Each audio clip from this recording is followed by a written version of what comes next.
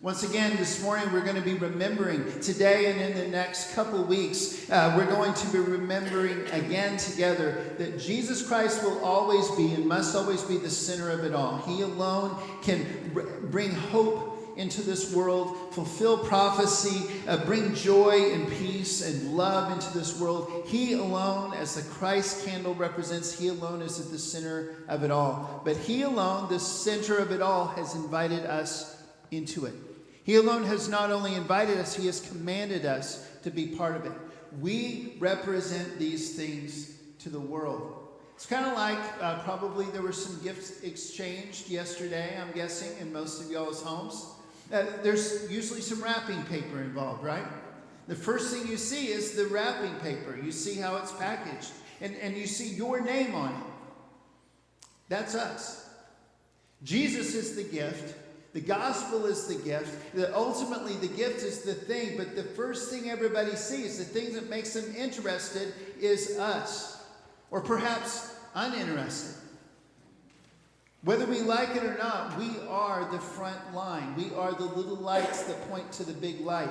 We are the little hopes and prophecies and joys and pieces that all point to the ultimate fulfillment of it all. Ultimately, every single one of us is a storyteller. And I don't mean just like being able to tell a story well. I mean everything we do, everything we say is telling the story of Jesus. The only question is, are we telling it well or not? Are we telling it accurately or not? So the first question we're going to look at this morning is this. What kind of a story are we telling? All Christ followers, again, we represent him to the world, but we get to choose whether we tell his story accurately, whether we tell it passionately and intentionally and relentlessly. Paul is talking about this whole idea in 2 Corinthians 4 when he writes this. Therefore, since God in his mercy has given us this new way, we never give up. We reject all shameful deeds and underhanded methods. We don't try to trick anyone or distort the word of God. We tell the truth before God, and all who are honest know this. If the good news we preach is hidden behind a veil, it is hidden only from people who are perishing. Satan, who is the god of this world, has blinded the minds of those who don't believe. They are unable to see the glorious light of the good news. They don't understand this message about the glory of Christ, who is the exact likeness of Jesus Christ. Let's pause there for just a moment. There's more in this passage, but I just want you to notice again the love and the compassion that shines through this passage. Jesus is not writing off. He is not condemning the people who don't understand yet. He loves them. He's inviting them. He's telling us, commanding us to go and reach them. He's not writing them off. He's inviting them as well into this story. Let's go on. You see, we don't go around preaching about ourselves. We preach that Jesus Christ is Lord. And we ourselves are your servants for Jesus' sake. For God, who said, "Let there be light in the darkness," has made this light shine in our hearts, so we could know the glory of God that is seen in the face of Jesus Christ. If you were here last Sunday, I hope that's very familiar to you, and also this next one as well. We now have this light shining in our hearts. But we ourselves are like fragile clay jars containing this great treasure. This makes it clear that our great power is from God, not from ourselves. Isn't it amazing how God consistently packages amazing things in unamazing wrapping paper? Amen. Isn't that amazing? And isn't it just like Christmas? If you wrote the story, would you have put the King of all kings to be born in a stable, to be laid in a trough where they fed animals? Would you have made the first people who were announced this thing was happening by angels? Would you make them be shepherds? Shepherds is a wonderful job, but in that day they were kind of outcasts. They weren't really the respected people of their day. Would you have written it the way it was written? The kingdom of heaven is often upside down. to the way that we look at things. And in fact, not often, always, is consistently like that. James writes, "Listen to me, dear brothers and sisters. Hasn't God chosen the poor in this world to be rich in faith? Aren't they the ones who will inherit the kingdom he promised to those who love him?" One of the biggest blessings every year, I love to see that angel tree go up and how amazingly quickly all of those tags disappear. And then here comes all the gifts, and some ladies come in and they spend all day long showing love and distributing those presents to people. It's so wonderful. But what God has to offer is not so much just that somebody has something under their tree at Christmas. It's way, way bigger than that. That's one of many, many, many representations of God's love that I believe is wonderful, that I believe that our church needs to do more than ever before in this next year. It's a wonderful, beautiful thing, but it's so much bigger than just making sure people have stuff. It's so much bigger than that. And those of us who are blessed enough to share our resources, that doesn't make us any more valuable. In this kingdom, sometimes the poor are more valuable than the rich. The humble are always more valuable than the proud. This again is consistent. Jesus himself says, God blesses those who are poor and realize their need for him, for the kingdom of heaven is theirs. So here's a question. Another question. It won't be on the screen, but it's in your handout, by the way. And I hope, as always, that you go back and use these as a Bible study.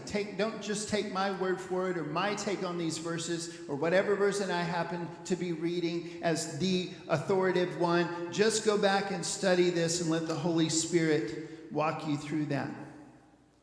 But here's the question. How do you share this story? Not do you do.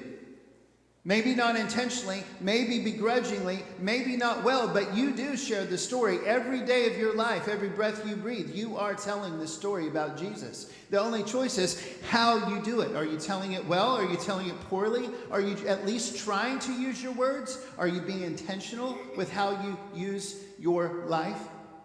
That's the choice we get to make. When I was growing up, a story that really inspired me a lot was the story of Johnny Erickson Tata. Anybody ever remember Johnny? She, if you don't, and even if you do, quick review, when she was a very young adult, she had a freak diving accident and was instantly a quadriplegic from that point on in her life. She prayed believing that God would heal her. She expected that. It didn't happen.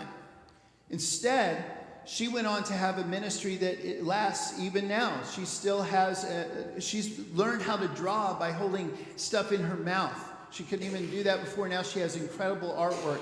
She became a recording artist and a speaker and so many other things. Her life, her 2 books, and her example have given hope to so many. Not in the way that we would expect God to do if he was going to do something miraculous. We'd expect her to be able to go on stage and show all the x-rays of this was me before and now here's my healed back. That's what I would expect. But instead, God brought hope into a hopeless situation. He brought light that shone out of a fragile clay jar. He brought real answers, real tangible peace and joy that the world just doesn't understand, that just radiates out of this woman, and it continues to this day.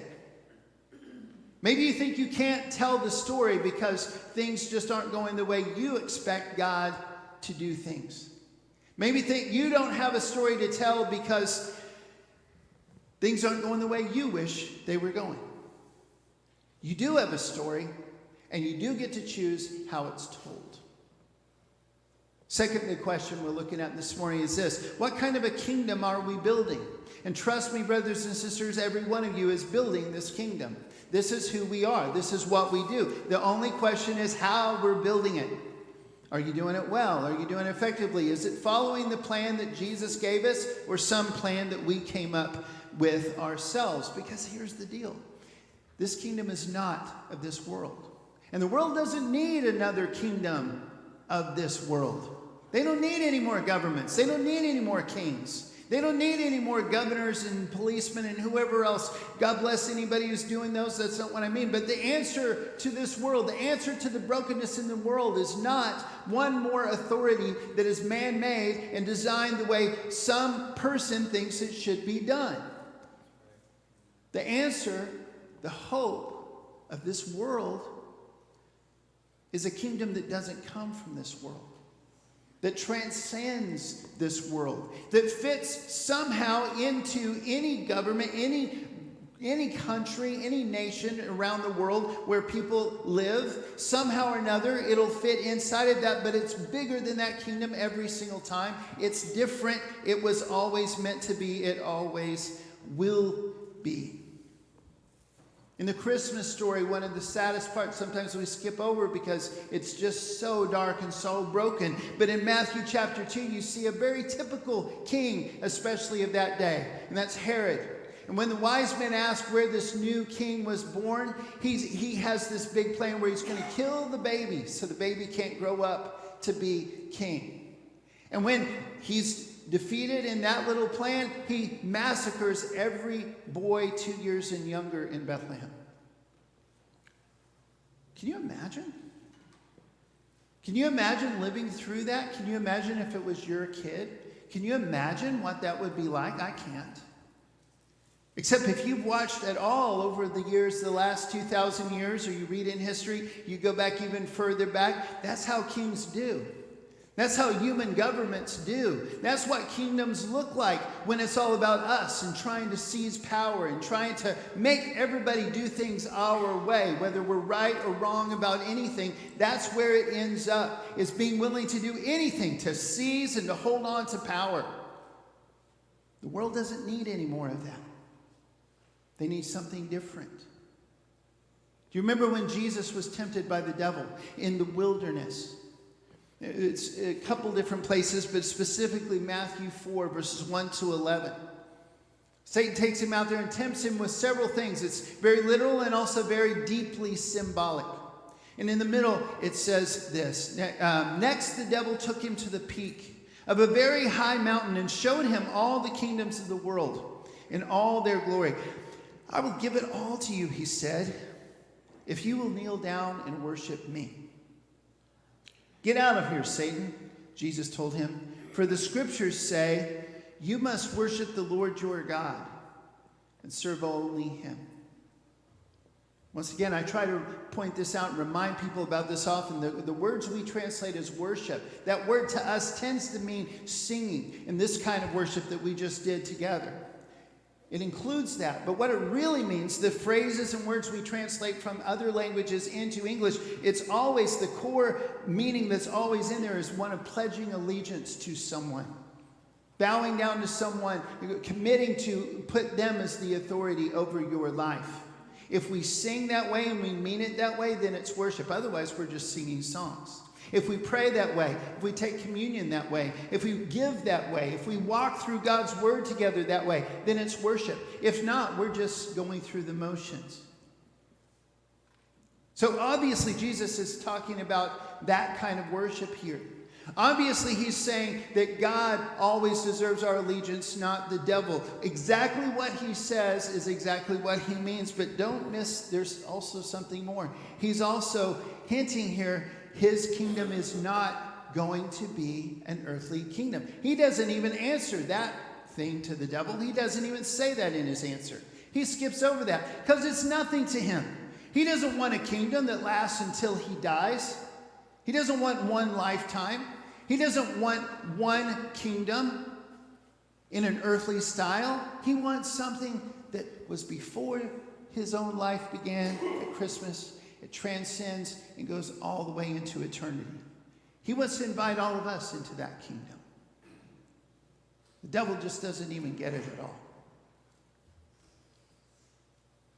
If you hadn't noticed that the graphics here of this particular series are kind of grainy and gray, it's not a mistake. It's a tribute to all the old adventure movies way back. As soon as there started being movies, as soon as people could make moving pictures, they had adventure stories The silent pictures, even before there was sound, there were adventures. And remember the little serials? I don't know if you've ever, you can just at least see them on YouTube. But before a big movie would show, there'd be a little adventure. Lone Ranger or somebody would do their little thing. This is kind of a tribute to that and how we're all called into this story.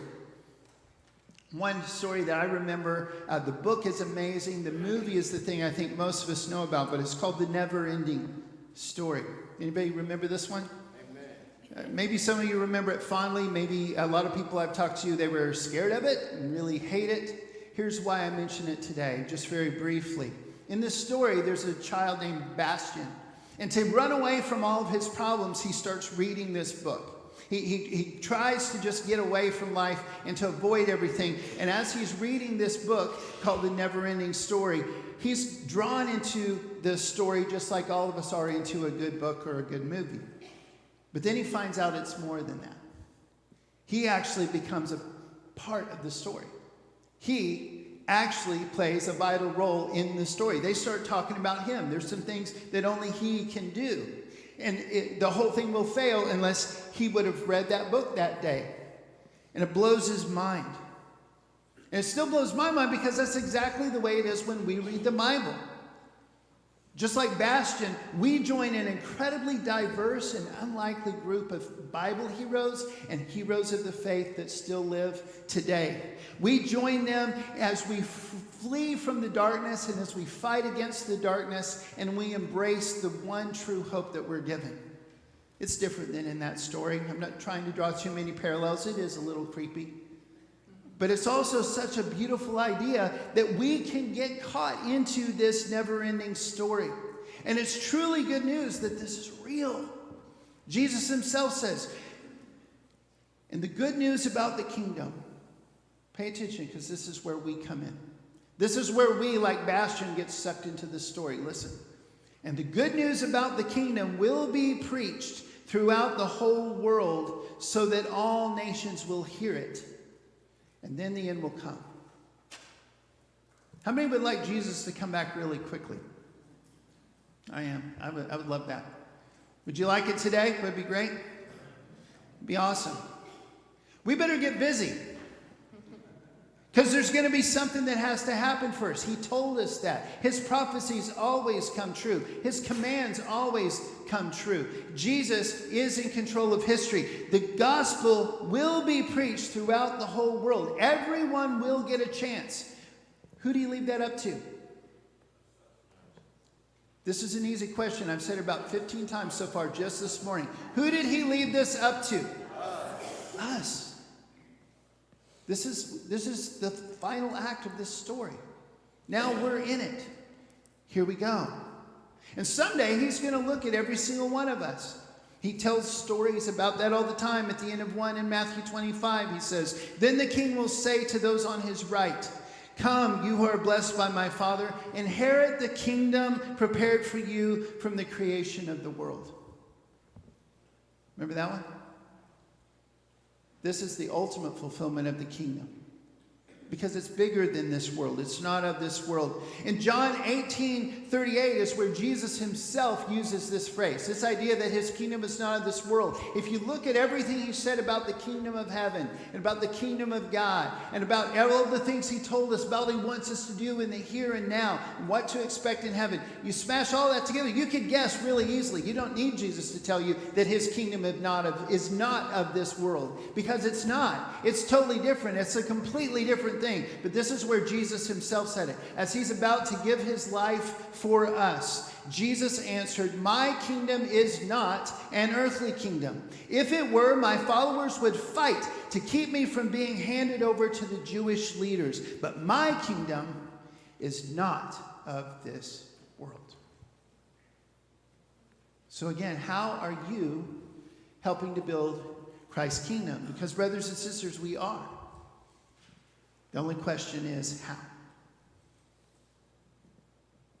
Here's another good question. If so much depends on us, what happens if we fail? Or better, more accurate, what happens when we fail? Because all of us fail sometimes. And God himself lets people tell him no. God himself lets us say no to the hope and the joy and the peace and the love that he offers. There's consequences, but he lets us have that choice. He lets us say no. One of the worst scenes, not only in the Neverending story, but in any movie I've ever seen, most heartbreaking thing ever, is the hero of the book, whose name is Atreyu, and his horse Artax get caught in the swamp of sadness. And the horse starts to sink. And you hear Bastian, who's reading the story, he says, and everyone knows if you let the sadness overtake you, you sink into the swamp and you're never seen again. And the horse starts to sink. And Atreyu starts to try and help him. And at first he's very gentle about it. First he's, oh, it's okay. I'm sad too. We got this, Artax. Come on, you're my friend. As he sinks lower and lower, pretty soon he's screaming and crying. He's going, you stupid horse! Get out of there! You're going to die! But the horse sinks. And it dies. Sometimes we're going to give everything that we have. We're going to spend everything that we are. And the people that we love the most are going to say no. But we can't give up. It's only by the power of Jesus himself that we can ever be compassionate, even at the beginning, loving and gentle, and have empathy, because we know that we could go there too just as easy. We know that we could. We know that they're not dumb. We know that they're not worth being condemned because they're just so much worse and on a different plane than we are. We love them as much, maybe more than we ever have. Sometimes they say no.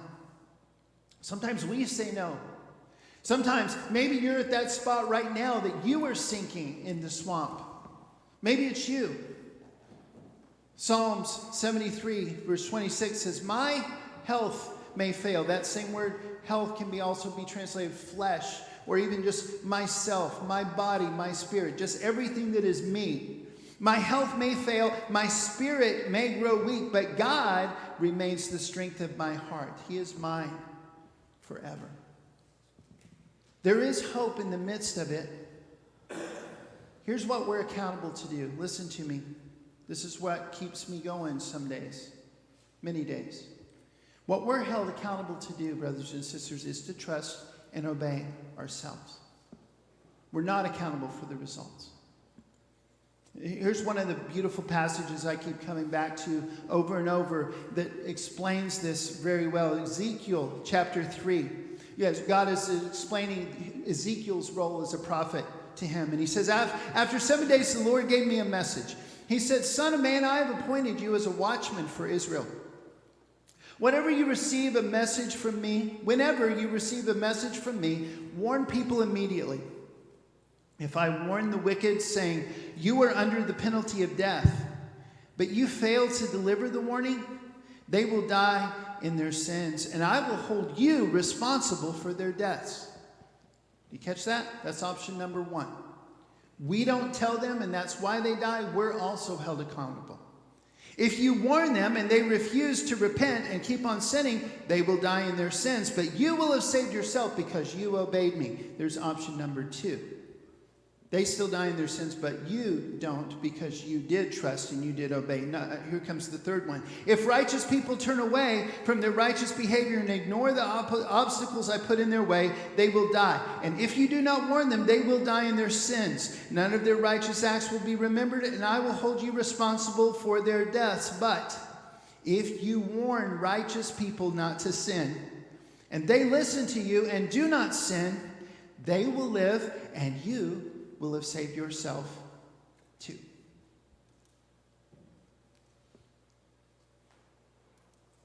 As a minister, I'm in that swamp all the time. I want so badly for everyone, especially anyone I've had any opportunity to have influence over at all. I want them all to make it. I hope that you can find hope in this. Another place I find hope is this: watching some of you do that very thing. Alcoholics Anonymous meets here at Morrison Hill these days again. And that's just one example of many people that I've seen that reach out and they tell their stories and they share their failures and they share their struggles and how God has helped them overcome them and how godly people have and godly new habits have helped them overcome those things. I see you guys doing that. I see so many of you getting it right. I see so many people that I do have any opportunity at all to mentor or to teach that do get it right, and that gives me hope, and I hope that you can as well. Here's the last question this morning. What happens when we succeed? What does it look like? It's got to be more than just numbers. Christmas Eve, this place was just packed wall to wall. It's the first time I've seen it like that in a long time. It just blew my mind. I was hoping for a replay this morning. Not quite, but I'm so thankful for every single person who's here, and I'm so thankful for every person who's joining us online. But if it was just about how many people show up and sit in these pews every Sunday, I would either get excited or just quit every Sunday. It's got to be bigger than that. What is it? What is it that what's a win? What does it look like when we succeed? I'll tell you. It looks like people are drawn to the light and the darkness has to retreat just a little bit. That even in the darkest situations, in places where there isn't any hope, where we don't actually feel that much hope, when our prayers are not answered the way we prayed them, when things are not going the way we expect a good God would make them go, we still see the light. We still recognize that we have treasure hidden in these jars of clay, and we continue to share it, sometimes mostly through the cracks in those clay jars. That's what it looks like when we win. And sometimes people are drawn to that, like a moth to a flame, like a bug to a bug zapper. That's a little dark, but you know what I'm talking about. They just keep coming, right?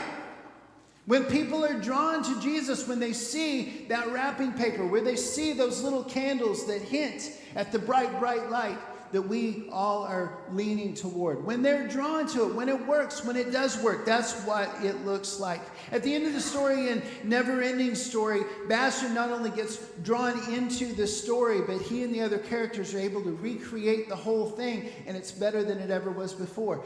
Spoiler alert, the horse gets to come back.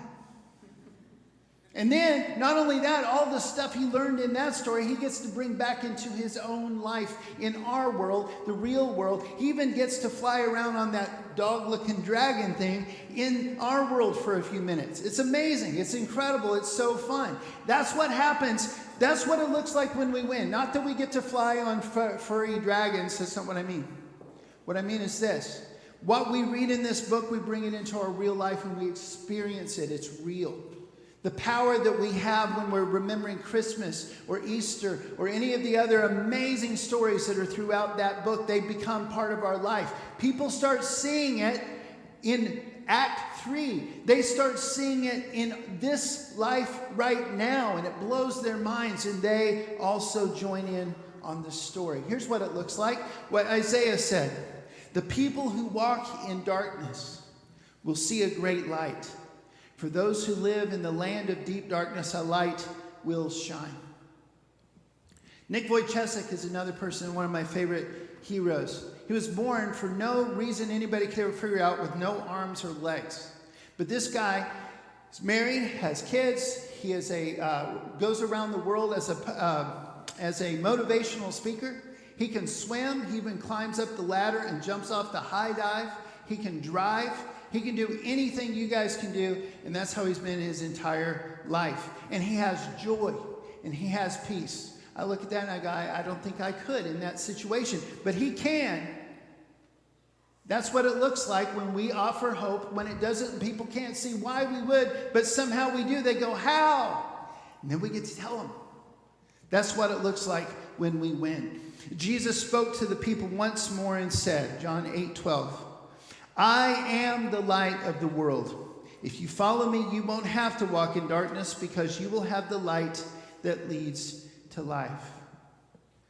So how will you shine the light more this next year? More than ever before, how are you going to do it? Because here's the choices that we have. You can give up. You can make the mistake and believe that it's all up to you. You can make that choice.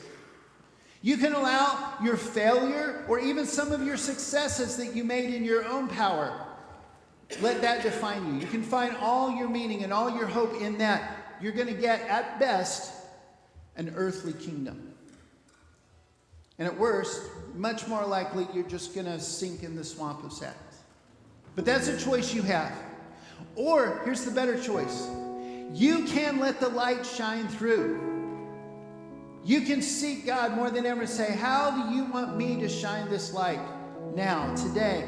Who do you want me to shine it on?